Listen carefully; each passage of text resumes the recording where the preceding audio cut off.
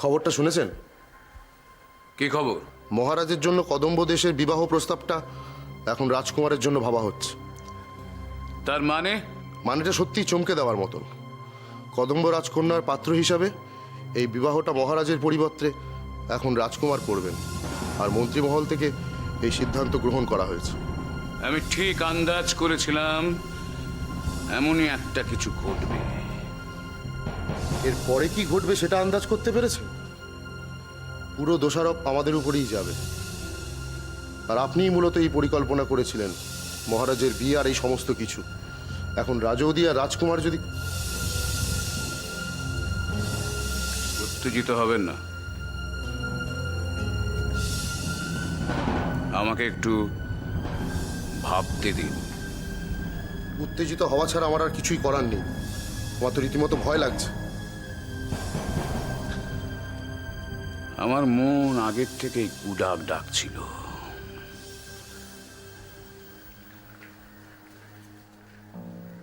আজকের দিনটা রাজকুমারের পক্ষে একদম শুভ নয়, কিন্তু রাজৌদি যেরকম উৎফুল্ল ছিলেন আমার বেশ অবাক লাগছিল।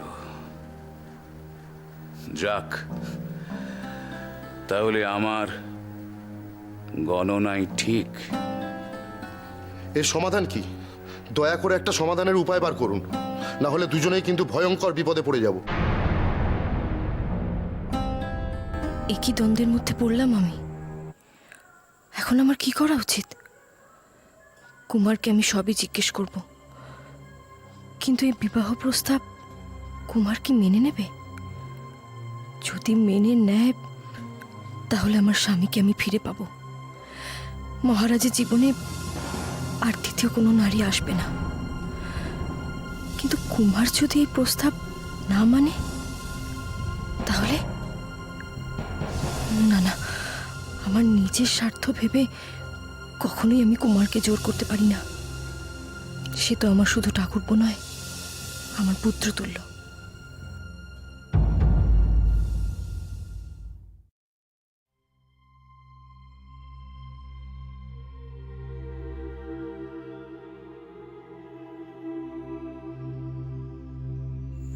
মন খারাপ করো না কুমার, মা তো কারো চিরকাল বেঁচে থাকে না। একদিন না একদিন প্রত্যেক মানুষকেই পৃথিবী ছেড়ে চলে যেতে হয়। আর তাছাড়া তুমি তো একা নও, আমরা সবাই আছি তোমার পাশে।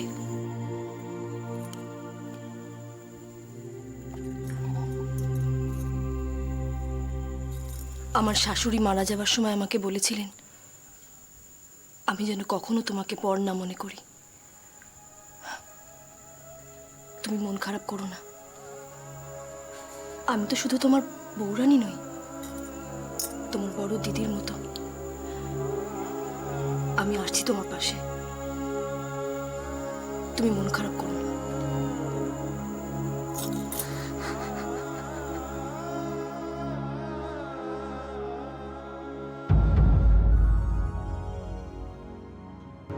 বরুণী আমি ডেকেছিলে?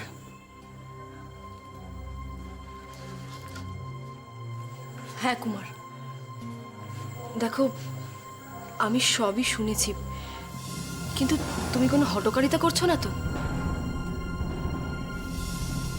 না, সেসব ঠিক আছে। আমি দেখো কুমার, আমি তোমার বড় দিদির মতো। আমি কখনোই চাই না তুমি আমার কথা ভেবে নিজের জীবনের একটা এত বড় ভুল সিদ্ধান্ত নাও। তোমাকে জোর করে এই প্রস্তাবে রাজি হতে হবে না। তোমার যদি একান্তভাবে মনে হয় যে তুমি বিবাহ করতে চাও, তাহলেই রাজি হয়েও। আমি যেন কখনোই না শুনি যে তুমি তোমার ইচ্ছার বিরুদ্ধে গিয়ে মতামত দিয়েছো। আমার ভীষণ আশ্চর্য লাগছে বরুণী। তোমার স্থানে অন্য কেউ থাকলে আমাকে এই বিবাহে সম্মত হতে বলতেন, কিন্তু তুমি দাদার দ্বিতীয় বিবাহ সম্ভব জেনেও আমাকে এই বিবাহ থেকে... তুমি সত্যি এক আশ্চর্য নারী। তুমি সত্যি...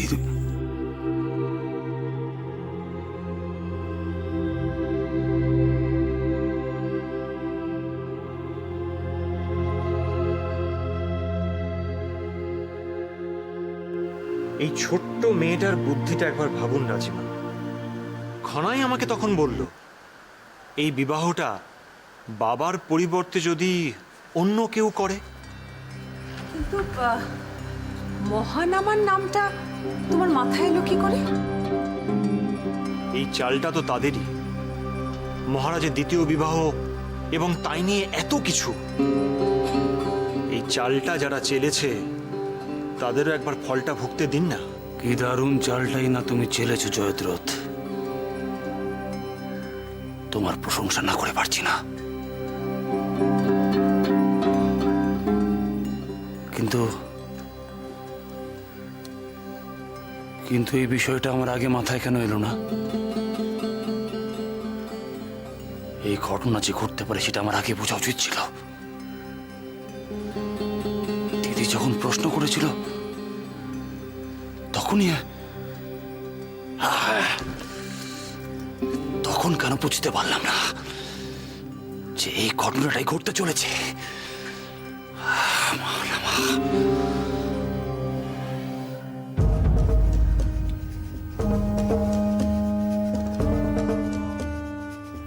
আগে যদি বুঝতে পারতাম তাহলে আজকে আমাকে এই বিপদে পড়তে হতো না। জয়দ্রথ, কেন আমি বুঝতে পারলাম না? খনা কিন্তু বুঝেছিল। ওই আমাকে প্রথম বলেছিল সিংহল যদি কদম্বের বিরুদ্ধে যুদ্ধ ঘোষণা করে তাহলে প্রচুর মানুষ যেমন হতাহত হবে, ঠিক তেমনি এই যুদ্ধের কারণ হিসেবে ওর মাকে চিহ্নিত করা হবে। কিন্তু সত্যি কি এটা হবে? হ্যাঁ রাজিমা, আমিও প্রথমেই যুদ্ধের কথাই ভেবেছিলাম। পরে খনার কথা শুনে ভালোভাবে ভেবে দেখলাম মহারাজের দ্বিতীয় বিবাহ না করা এবং কদম্বের বিরুদ্ধে যুদ্ধ, এই সব কিছুর জন্য আমার দিদিকেই দায়ী করা হতো। এর জন্য দায়ী দিদি। দিদি যদি এই সব না করতো, কিন্তু এই মুহূর্তে কি করা যায়? কি করলে সব দিক রক্ষা হবে? উফ, কি ভেবেছিলাম আর কি হয়ে গেল। আমিও তখন ভাবলাম মহারাজের পরিবর্তে এই বিবাহ আর কে করতে পারে। এই বিবাহে দাদার পরে একমাত্র উপযুক্ত সব দিক দিয়ে আমি, তাই তো? এই সত্যটা আমি কেন বুঝতে পারলাম না? কেন বুঝতে পারলাম না? না না, দিদির এই ভুল শিকারের সিদ্ধান্ত আমি আমি আমি কিছুতেই মেনে নেব না। কিছুতেই মেনে নেব না। কিন্তু একটা উপায়। এইভাবেই উপায়টা মাথায় এলো, কিন্তু খনা যদি আমাকে না বলতো তাহলে।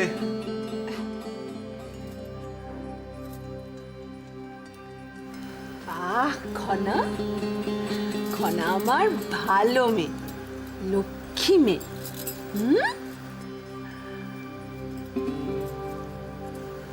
সত্যি জয়দ্রথ, এই যে পরিকল্পনাটা হলো এটা সকলের পক্ষেই ভালোই হলো।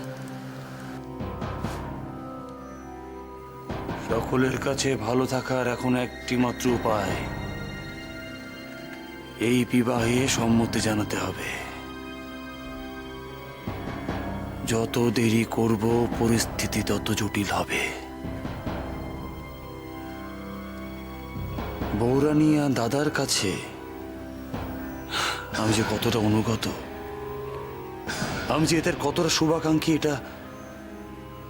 এটা সবার সামনে প্রমাণ করতে গেলে আমাকে এই বিবাহে আপাতত সম্মতি জানাতেই হবে। এত কিছু জানার পর আমার সত্যি খুব ভাল লাগছে জয়দ্রথ। রাজিমা, মহানামা, দাদা কি হয়েছে? ভাই দাদা বলল খুব জরুরি দরকার, সবাইকে আসতে বলেছে। বৌরানী তুমি কিছু জানো? না, আমিও তো খবর পেয়ে এলাম। কুমার তো আমাকেও এখানে আসতে বলেছে। তোমার দাদা তো কিছুই বলতে পারছেন না। কি হয়েছে উপদেশ? মহানামা কোথায়?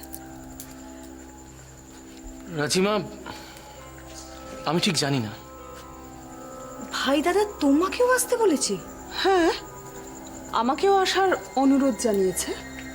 আমাদের সবাইকে ভাই দাদা? অদ্ভুত ব্যাপার তো। কি হতে পারে বিষয়টা? মহানামা আমাদের সকলকে এখানে কেন আসতে বলেছে?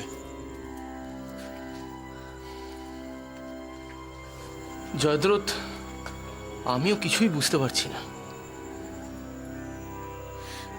ওই তো কুমার এসে গেছে। কি ব্যাপার বলো তো কুমার? আমাদের সকলকে যখন এখানে আসতে বলেছ তখন নিশ্চয়ই কোনো জরুরি প্রয়োজন আছে। কি হয়েছে বলো? কি হলো মহানামা?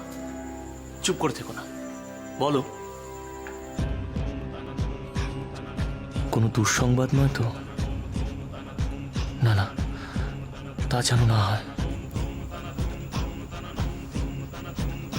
এটি বিশেষ প্রয়োজনে আমি আপনাদের সবাইকে কিন্তু প্রয়োজনটা কি?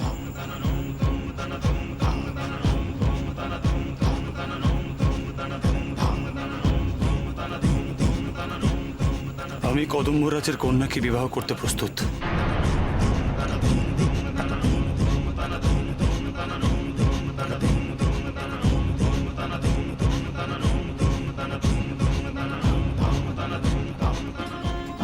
মহানামা, তুমি যে আমার কত বড় উপকার করেছ। তুমি এই সিদ্ধান্ত নিয়ে আমাকে খনার সাথে মিথ্যাচার করা থেকে বাঁচিয়েছ। এমনকি তোমার বৌরানীর কাছে আমার মান রেখেছ। ছোট ভাই হিসেবে এটা আমার কর্তব্য দাদা। না মহানামা, নিজের ভাইও এ কাজ করে না, করে না। সত্যি কি বিষয়টা এতটাই সরল? রাজকুমার কি কোনো কারণ ছাড়াই এ বিবাহ করতে সম্মত হয়ে গেল? তুমি কি ভালো ভাই কাকা? এসো।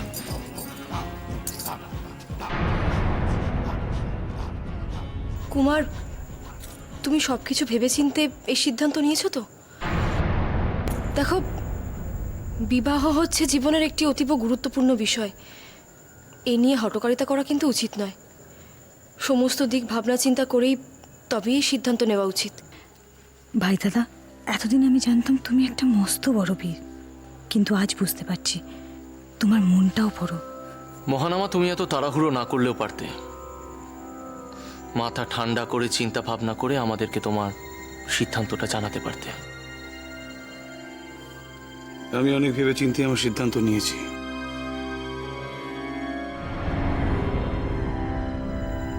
এই সিদ্ধান্তই আমার সঠিক সিদ্ধান্ত। মহানামা, তোমার সিদ্ধান্তটা আমরা জানলাম। আমার মনে হয় আমাদের সকলেরই একবার ভেবে দেখা দরকার। দেখো, তোমার বিবাহ আমাদের কাছে অত্যন্ত গুরুত্বপূর্ণ বিষয়, তাই আমরা সকলে একবার ভেবে দেখি, কেমন?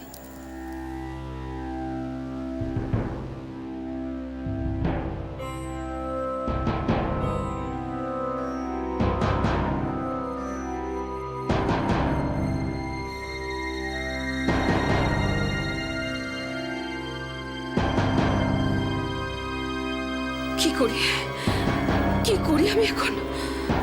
আমার অস্ত্র আমার কাছে ফিরে আসছে, আর এর বলি হচ্ছে আমার ভাই।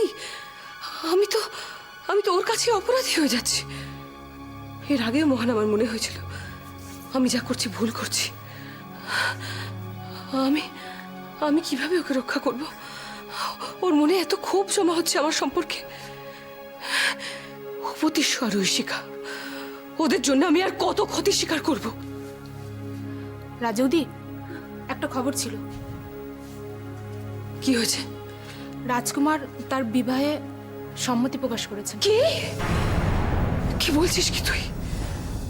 মহানামা সম্মত হয়েছে? না, এ হতে পারে না। তুই মিথ্যে বলছিস। আমি সত্যি বলছি রাজৌদি। এ খবর যদি মিথ্যে হয়, জানিস কি হবে? তোর মাথাটা কিন্তু আর তোর শরীরের সঙ্গে থাকবে না। এতদিন তো আমাকে দেখছেন, আমার একটা খবরও মিথ্যে হয়েছে? যা এখান থেকে, যা।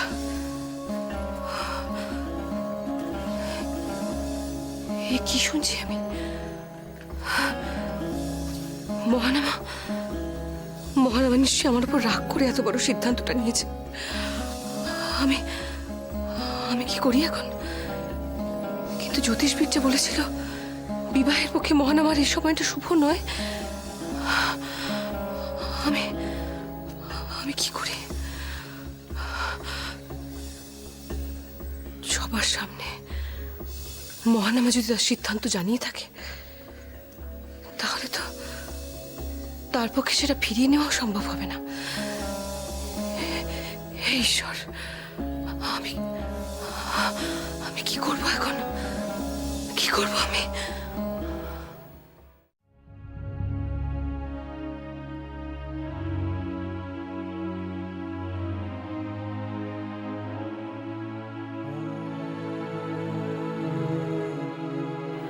জয়দ্রথ,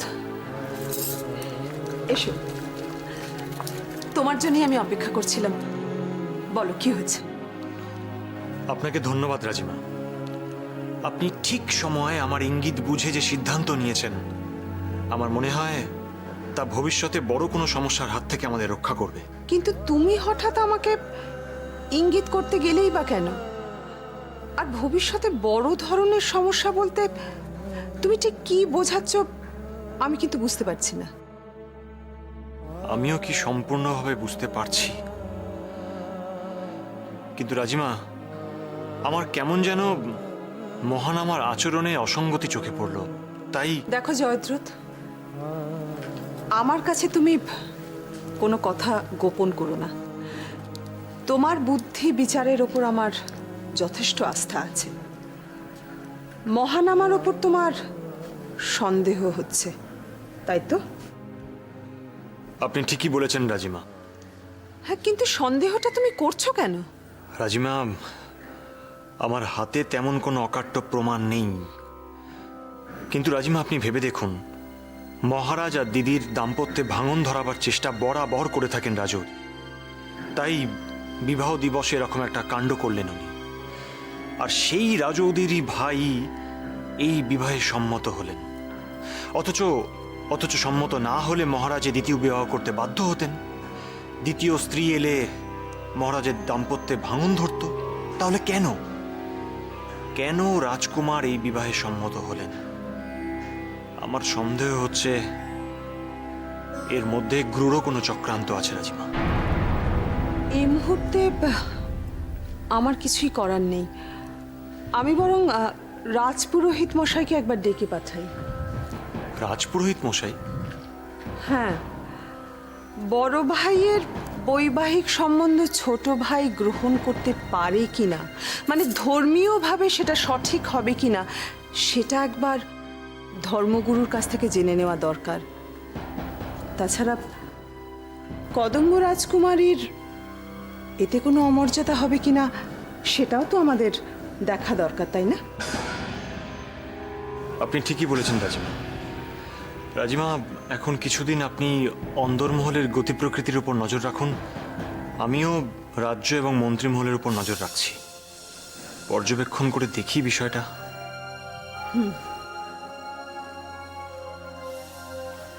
সেটাই ভালো।